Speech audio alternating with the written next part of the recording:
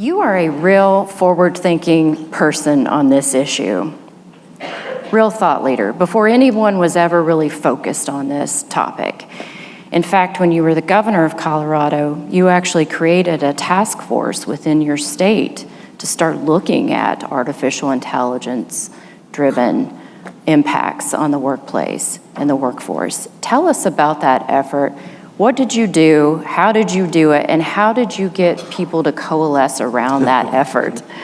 Yeah, well, first, I want to give you guys credit because it is, as a restaurateur, I always feel great pride when my home industry is out ahead of the rest of the country and all the other industries. In other words, what you're doing with the Emma Coalition is exactly what has to happen real time in all these different industries. So we could see that a fellow named Noel Ginsberg, who owned a plastic injection molding company, came to me in 2013, so I was almost finishing my first term, and he couldn't get talent. He couldn't get people to run his machines.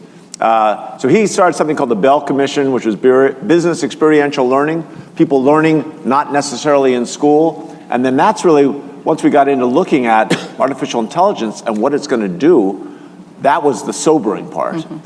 And we included, as artificial intelligence, machine learning, all the various mechanisms by which human labor is going to be replaced. And what you guys did,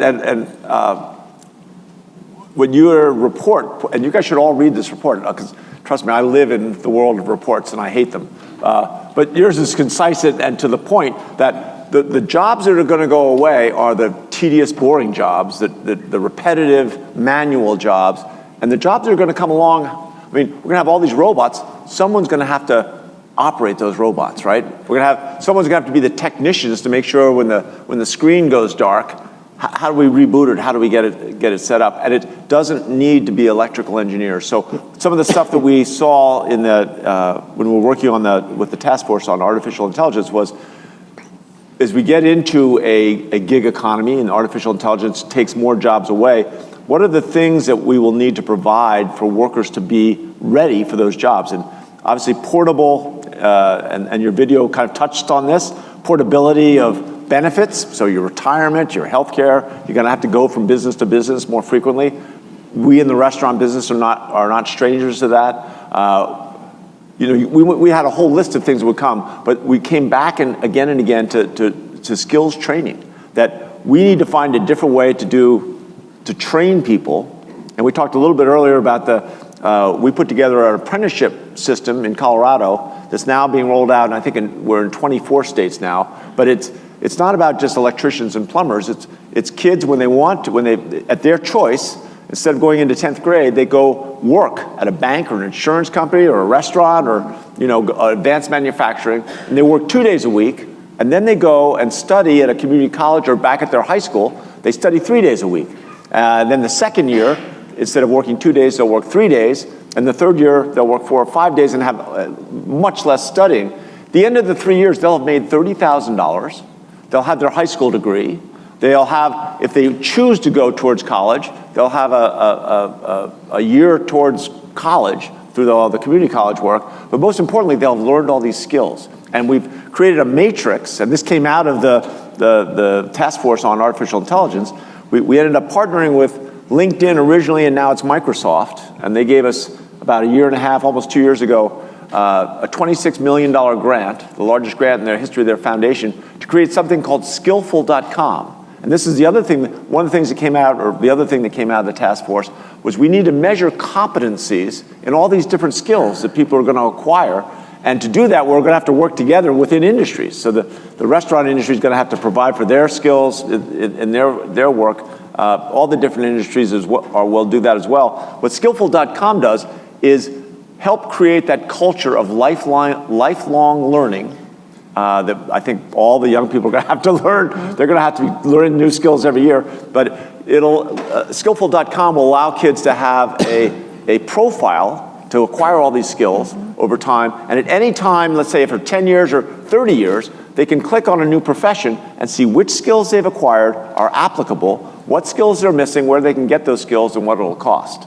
And that's, ultimately, that's going to allow us, I hope, we better be ready to invest ourselves to identify well in advance of which professions are most at risk of losing their workforce and begin training those people before they're out of work. And that was the final stirring conclusion of our task force. Well, the point was they said there was no conclusion. The task force's work continues, but that we have to identify before people lose their jobs and go through that anxiety and anguish. You know, when I lost my job, I was single, I didn't have any responsibilities, any kids.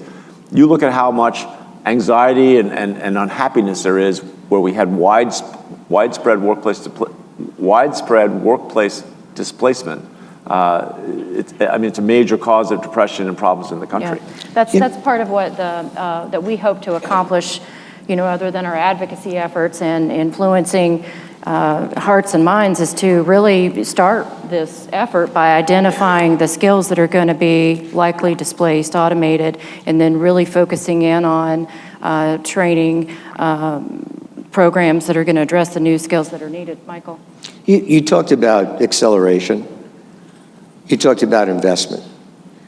There's a recent survey of 1,200 CEOs. Something like 75% of them said the next 3 years there would be an additional adoption of AI, robotics, et cetera. That's the acceleration. The same respondents, 3% of them said that over that same period of time, they anticipated spending more money in investing, helping their workforce from an education standpoint. That is the huge disconnect that you're talking about. So how do we get companies that are accustomed to trying to recruit individuals that are already qualified and to say goodbye when you're no longer qualified, to begin to understand this issue? And how do we get not only those CEOs, but how do we get the country to understand that from a workforce standpoint, this is clearly the number one issue? We spend so much time in Washington talking about, in my view, important tactical issues, 15, tip credit, joint employment. I spend my life dealing with those things. But the issue of our time is a workforce transformation that we've never seen in history. And most of the time, I feel like, other than talking to Shannon, I'm talking to myself, and I get frustrated. So help out my frustration.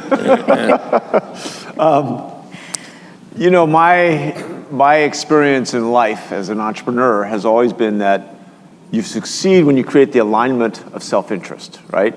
And right now, people don't see, business owners, those CEOs you're talking about, they see it coming, but the public doesn't. And of all I've lost count how many people are running for the Democratic nomination. I think it's 23 or 24. 2,300? Yeah, right.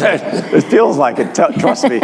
But we've had a hard time getting them to embrace workplace change and skills-based learning to get out ahead of it. And it's not sexy, and the voters aren't talking about it, so most people don't take it up. And that's going to happen at their own risk. I went and toured a school in Paris about a little over a year ago, and this entrepreneur, his name is Xavier Niel, amazing tech entrepreneur.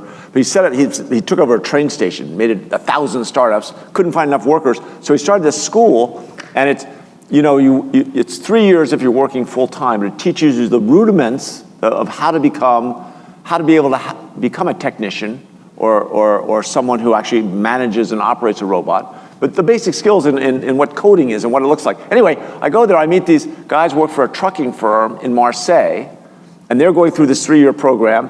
And I talked to one of them, and I said, well, what do you do with the trucking firm? And he says, well, we load the tractor trailers. I said, well, that's easy. You put in the stuff that goes in first, comes out last. He goes, no, it's all weight balanced. It's a craft I had to study 3 years.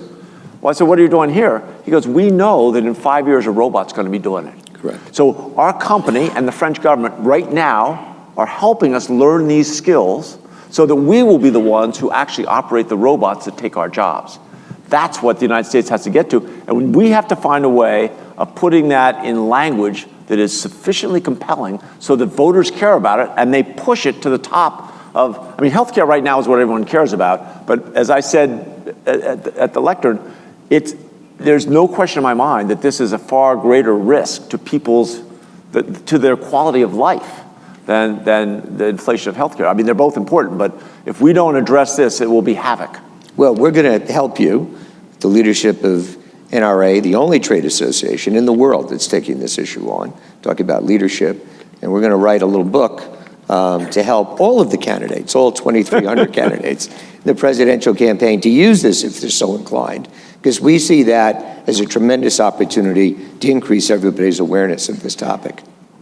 Yep. That's a nice segue, I think, into my next question is, to Michael's point, we spend so much of our time and so much of our effort on the tactical issues, the joint employer, the overtime, the regulations, all those things, but in the federal government situation, the dynamic now, in a divided government situation, where the trust barometer between parties is between 0 and -10 somewhere, how do we bring people together? I mean, we're trying to do that, but how do you bring people together in a bipartisan way around this issue?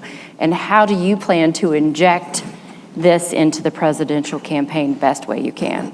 Sure, and that is the question of the moment for, it's applicable to all kinds of challenges. This, how do we get bipartisanship? And there are 2 things that I hold forward. And every restaurant owner I know, if you spend enough time on the floor, you know that the best way to calm down an unhappy customer is to repeat back to them what they're saying, right? Use the same words back to them so they feel validated. And when you say, instead of having someone scream at you and you close in, when you say back the words yourself, you actually hear them in a different way, and you can get to that point where you begin a little bit of trust. Mm-hmm. And that's the challenge here. I've never persuaded anybody to change their mind about something that matters by telling them why they're wrong and why I'm right. Mm-hmm. It's really just a function of taking the time to listen to them. And on a bipartisanship, when I got elected mayor, and Denver has 34 mayors in the metro area, 21 of them were Republicans, we ended up, and after I got elected, I went out there and I went to their offices, I listened to them. They had hated my predecessor, right? They hated the city of Denver. And I tried to really hear what they were saying and say, all right, we're gonna build a transit initiative for the whole region. We're gonna have to do a tax increase, but we'll never pass it if we're not completely unified. And that took about 1.5 years of just talking and listening. But we got 34 mayors, 21 of them Republicans, to unanimously support a 0.4% sales tax increase for the whole region. And that process illuminated for me how hard it is, but that it's possible. And you start with the small agreements, you work to the larger agreements, and you find things that are really beyond partisanship. And this is perhaps the perfect issue that you can go out and is skills-based learning and making sure that we have the different industries all measuring competencies in the same way so that we can share best practices. Is that Democrat or Republican? Right? It has no partisanship at all. So I think the trick is to figure out how do we inject it into the campaigns, because you want everyone to at some point publicly own it and say, this is really important, I'll do this. And then once you get to that point, whoever gets elected, hopefully they will embrace this. It's, when President Trump came in, I went, a lot of my Democratic governors told me, don't you do this, you'll be ruined. But I went to the White House to talk about apprenticeships. And what we'd done in Colorado, and other governors were beginning to work on this. And he was very enthusiastic about finding more money for apprenticeships and supporting this kind of stuff. But unfortunately for difficult reasons, obviously the budget, but they've cut way back. Mm-hmm. And somehow we've got to make sure that we have unanimity, right? A united front, because this is going to take some money. It's of all the things, of all the great challenges we're going to face, this is probably the least costly from the point of view of government. It's our apprenticeship program. Businesses love it. We're now in our 3rd year of pilots. They can't get enough. There's clearly a self-interest for not just restaurant owners, but everybody to get people with the skills they need to succeed, for their business to succeed. I think that's got to be the goal. Yeah, agreed. We think that the self-interest, we hope, will come about because there's an Emma in everybody's life. Right. And there should be unanimity that we want to help those individuals succeed. And that gets to lifelong learning. Representative Kilmer mentioned his efforts in Washington State that has a task force that's studying this, and I think one of their recommendations that they'll come out with this year will be a learning account in Washington. He's also got a bill now in the House, although there's no companion bill in the Senate. The question I have is, this lifelong learning, there's issues about how do we pay for it? There's also issues from an educational component. How do we get the community colleges, the preschools, the K through 12s, the teachers that are teaching people to get Emma in second grade to understand that this education is going to go on forever, because these jobs are going to continue to change. Because you said somebody's got to repair the robot, and the way they repair the robot today is not going to be the way they repair the robot tomorrow. There's no question about that. So how do we change that culture? That is a huge societal cultural change, it seems to me. It is, and we've been going for 30 years in the wrong direction, right? Yes. And people don't realize this, that in this country, 70% of our kids, 70% of Americans don't have a four-year degree. 65% of our kids won't get a four-year degree, and we pretty much abandon them. So people like Emma are gonna have to come into this new world with a whole different set of expectations and responsibilities. In other words, part of what, when we worked with LinkedIn and then when they were acquired by Microsoft, this notion of having, changing the culture of education so that all young people, even if they're going to college, they've got to recognize just studying one thing and doing the same thing for the rest of your life that's an anachronism. That's not going to happen anymore. So for people like Emma, the schools have to be part of it, and we have to change, elementary schools. I look at high schools, and this is, now I'm going to get myself in trouble. If you're recording this, they are recording it. Well, watch out. What the hell? We'll cut it. The bottom line is I think our high schools right now, they're doing the same stuff they did in 1893 when the first high schools were first invented as a response to the beginnings of the Industrial Revolution, right? And all these people, they were leaving agricultural jobs, and that was collapsing, and we had to train them for these new jobs. What our high schools are doing now is teaching kids how to memorize stuff, and then testing them on how well they regurgitate it, how well they spit it out. That's not what made all of you successful, right? It's part of it, but it's also about how well do you work in teams? Can you fulfill a sense of urgency? How well are you at estimating probability? Our high schools don't talk about how people, if you go to any of our high schools and you ask them, ask a kid, whether if you flip a coin 50 times and it comes up heads every time, what's the probability that the next time you flip it, it's going to come up tails, right? They all say, 90% it's going to be tails. They don't even know basic probability. So part of this is changing our entire culture of going beyond what our schools are teaching now, expanding that, and as we do that, incorporating in this notion, this obligation that they're going to have to be learning skills forever. And that's why and there'll probably be several different tech platforms, like our Skillful.com, which is a partnership with a bunch of states, and I think there are now 28 states with Skillful and Microsoft, but there'll be other ones. But the key is we've got to have some places where all employers can go and look at, here are all these employees that I need to try and find someone to hire, and I can see what their skills are. And once employers really start doing that on a regular basis, that will accelerate the transformation of kids recognizing that they've got to keep acquiring skills, because that's what people will be looking for. Yeah, well said.